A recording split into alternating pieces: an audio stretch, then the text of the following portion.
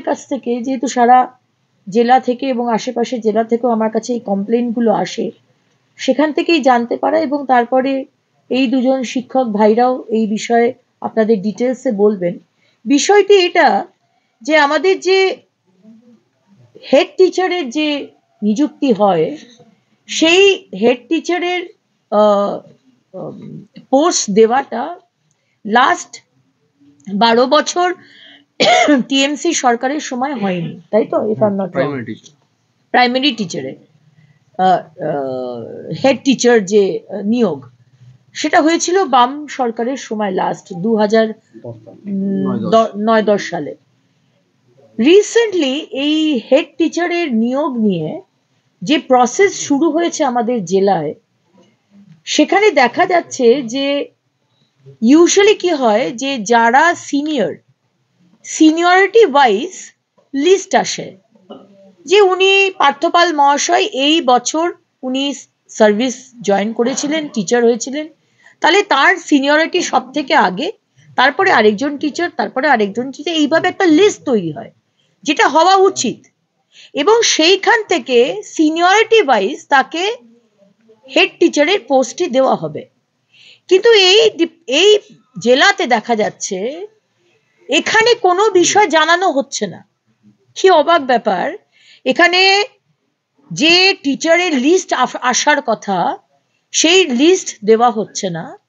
এবং আপনাদের ডিটেলসে তারা বলবেন 16 তারিখের একটি নোটিশ, মানে আজকে 17 তারিখ, কালকে সন্ধ্যেবেলায় এই নোটিশ বেরিয়েছে। এটি হচ্ছে কাকসা 1 এবং উকড়া, 17 তারিখ কাকসা 1 এবং উকড়া সার্কেলের। আজকে হচ্ছে তাদের কাউন্সিলিং হচ্ছে, এবং কাকসা 2 এবং জামুরিয়ার কালকে, ইয়েস্টারডে মানে গতকাল সন্ধ্যেবেলায় নোটিশ বেরোচ্ছে, আজকে তাদের কাউন্সিলিং। অথচ হেড টিচারদের স্কুল থেকে যে লিস্ট বেরোনোর কথা, কিন্তু কোনো লিস্ট নেই। তাহলে আমাদের প্রশ্ন হচ্ছে, আপনাদের কাছে কোনো লিস্ট নেই, কে সিনিয়র টিচার, কোন স্কুলে সিনিয়র টিচার, আপনার কাছে কোনো লিস্ট নেই, তাহলে আপনারা নিয়োগটা করছেন কিভাবে, পোস্টটা দিচ্ছেন কিভাবে? তার মানে এটাই হচ্ছে চালাকি, যে চালাকিটা মুখ্যমন্ত্রী মমতা বন্দ্যোপাধ্যায় এবং তার টিএমসি সরকার সবসময় করে আসেন, যে আগের দিন কয়েক ঘন্টা আগে জানিয়ে দেওয়া, কারুর কাছে কোনো খবর নেই, যে অ্যাপ্লাই করবে সেও অ্যাপ্লাই করতে পারছে না, তার কাছেও কোনো খবর নেই।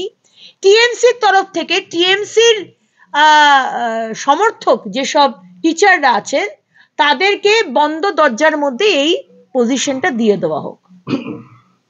এইটার বিষয়ে আমার দুজন টিচার যারা রয়েছেন, তারা এই বিষয়ে আরো ডিটেলস বলবেন। আমার দ্বিতীয় বিষয়, যখন কাউন্সিলিং করতে যাচ্ছে, তখন সেই টেবিলে যাদের যাদের বসার কথা, যারা যারা এই ডিপার্টমেন্টে রয়েছে, যেরকম চেয়ারম্যান, ডিআই, এআই, এরা ছাড়া তো আর কারোর বসার কথা নয়।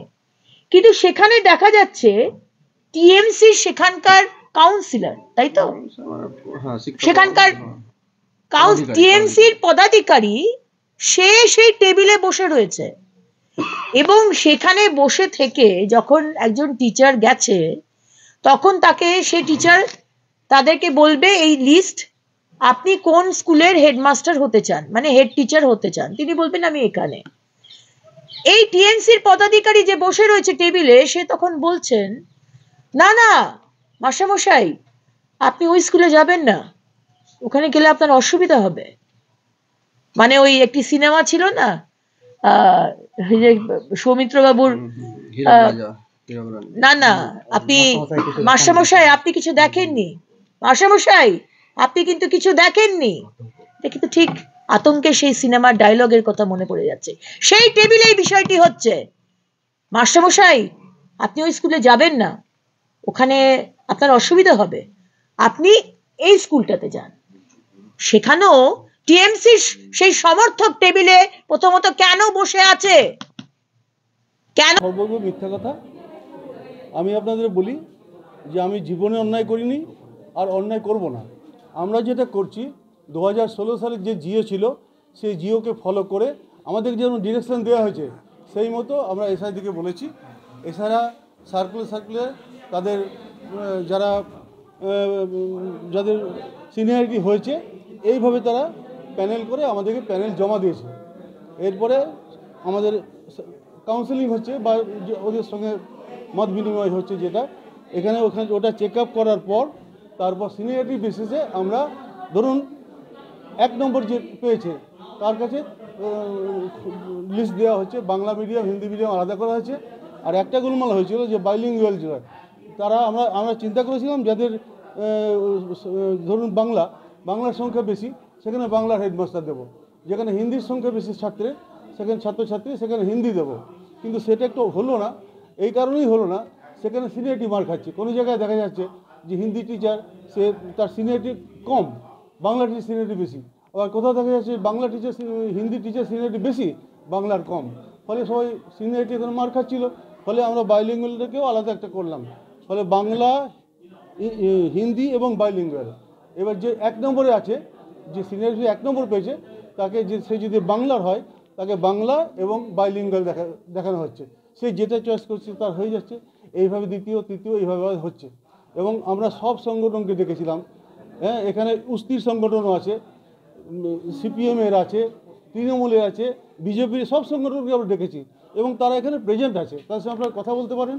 আর এখানেও কাউন্সেলিং চলছে, আপনারা বিষয়টা নিজে চাক্ষুষ করে যান। উনি রাজনীতি করার জন্য বলার উনি বলছেন, উনি ব্যাপারটা হয়তো ঠিক মতো জানেন না বা ওনাকে যারা ব্রিফ করেছেন ঠিক করে করতে পারেননি।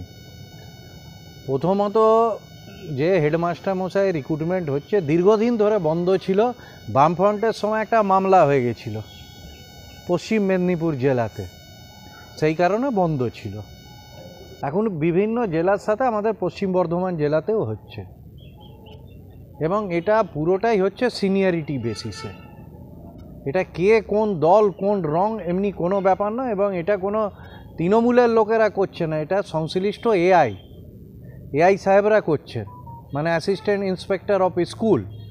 তারা এই রিক্রুটমেন্টের তদারকি করছেন এবং Bangla medium, Hindi medium, Urdu medium, Nepali medium, bilanguage যা আছে, যেখানে যারা সিনিয়র সেই সিনিয়রিটি বেসিসে তার পুরো অ্যাপয়েন্টমেন্টটাই হবে। এখানে কোনো মানে দুর্নীতির কোনো জায়গাই নেই। যিনি সিনিয়র তিনিই হবেন। আর উনি বলছেন তৃণমূলের লোকেরা হচ্ছেন, কারণ এই মুহূর্তে শিক্ষকদের কেউই বিজেপির সাথে নেই, সবাই তৃণমূল সরকারের সাথে আছে।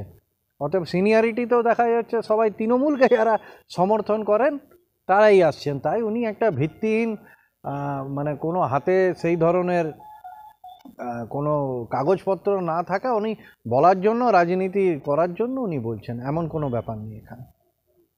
আপনার নাম? আমি অশোক রুদ্র, শিক্ষক সংগঠনের নেতা।